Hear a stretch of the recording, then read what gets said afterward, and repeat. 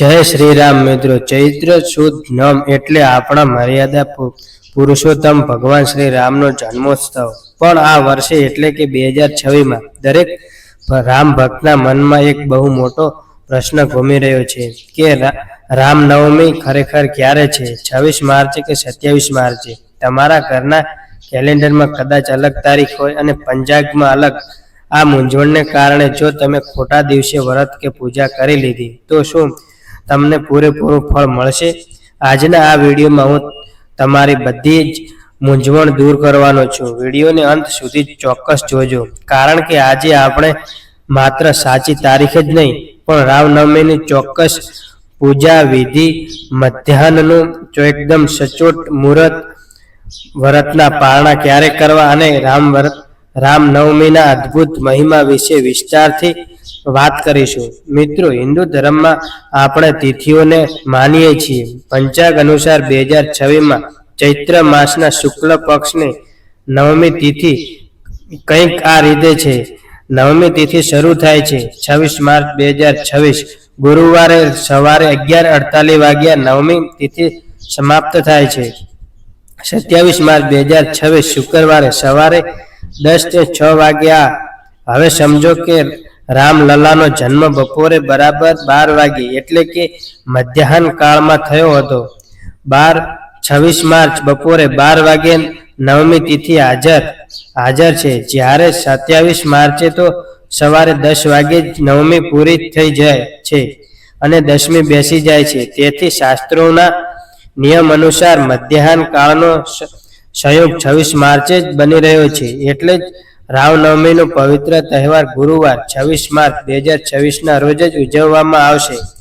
જોકે જે ભક્તો વૈષ્ણવ સંપ્રદાયના છે અને ઉદય તિથિને માને છે તેઓ 27 માર્ચે પણ ઉજવી શકે છે, પણ ગૃહસ્થો માટે 26 માર્ચ શ્રેષ્ઠ છે। તો તારીખ તો નક્કી થઈ ગઈ 26 માર્ચ। હવે નોંધી લો પૂજાનો સૌથી શુભ સમય। ભગવાન રામના જન્મ સમયે બપોરે બરાબર 12 વાગે વિશેષ પૂજા થવી જોઈએ। મધ્યાહન પૂજાનું શ્રેષ્ઠ મુહૂર્ત 26 માર્ચે સવારે 11:13 થી બપોરે 1:41 સુધીનું રહેશે। જન્મોત્સવનો મુખ્ય સમય બપોરે 12:25 રહેશે। આ સમય દરમિયાન તમે જે પણ મંત્ર જાપ કે પૂજા કરશો તેનું અનંત ગણું પુણ્ય તમને પ્રાપ્ત થશે। ઘણા ભક્તોને પ્રશ્ન થાય છે કે ઘરે રામલલાની પૂજા કેવી રીતે કરવી? ચાલો સ્ટેપ બાય સ્ટેપ સમજીએ। 26 માર્ચે સવારે બ્રહ્મ મુહૂર્તમાં ઉઠી સ્નાન કરી સ્વચ્છ પીળા કે લાલ રંગના વસ્ત્રો પહેરો। તમારા ઘરના મંદિરમાં એક બાજટ પર લાલ કે પીળો કપડો પાથરી ભગવાન શ્રી રામ, માતા સીતા, લક્ષ્મીજી અને હનુમાનજીની તસવીર કે મૂર્તિ સ્થાપિત કરો। પ્રભુને ગંગા જળથી સ્નાન કરાવી ચંદન અને કંકુનો ચાંદલો કરો।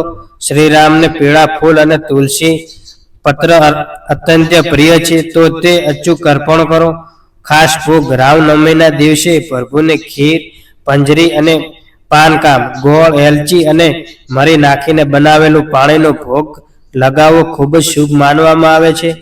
બપોરે 12 વાગે શંખ વગાડીને પ્રભુનો જન્મોત્સવ ઉજવવો અને ઓમ શ્રી રામાય નમઃ મંત્રનો અથવા રામ રક્ષા સ્ત્રોતનો પાઠ કરો।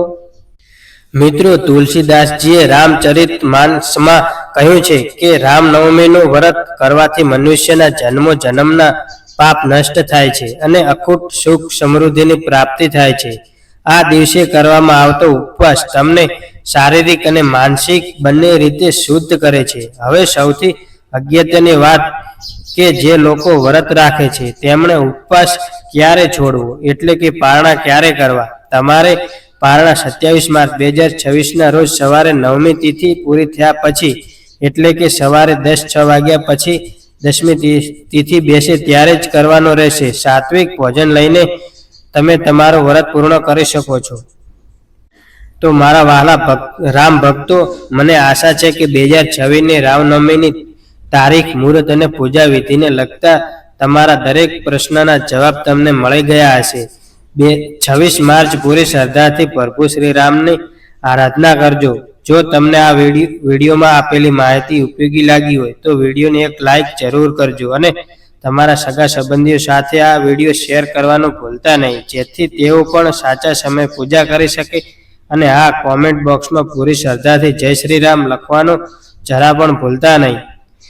પ્રભુ શ્રી રામ તમારા આખા પરિવાર પર કૃપા વરસાવે તેવી પ્રાર્થના. મળીશું આવતા વિડીયોમાં. ત્યાં સુધી જય